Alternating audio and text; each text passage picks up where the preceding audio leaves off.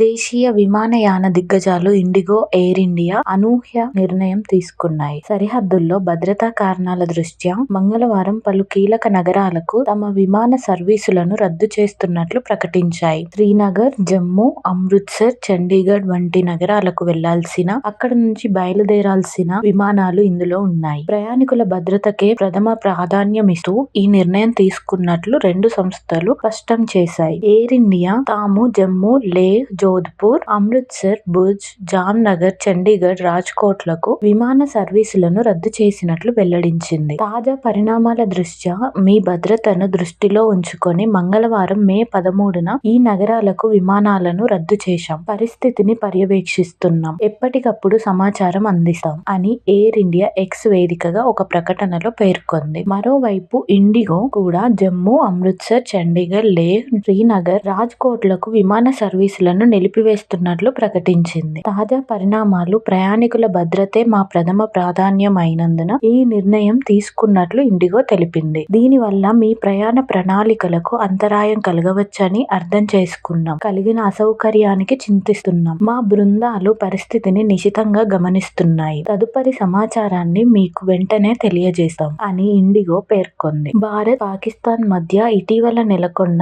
తీవ్ర ఉద్రిక్తతల నేపథ్యంలో మూసివేసిన పలు విమానాశ్రయాలను సోమవారమే పౌర విమాన సర్వీసుల కోసం తిరిగి తెరిచారు. Air ports authority of India మొత్తం 32 విమానాశ్రయాల్లో కార్యకలాపాలను పునరుద్ధరించినట్లు ప్రకటించింది. ఇలా తెరిచిన మరుసటి రోజే భద్రతా కారణాలతో శ్రీనగర్, జమ్మూ, అమృత్సర్, చండీగఢ్ వంటి కీలక విమానాశ్రయాలకు సర్వీసులను రద్దు చేయడం గమనార్హం.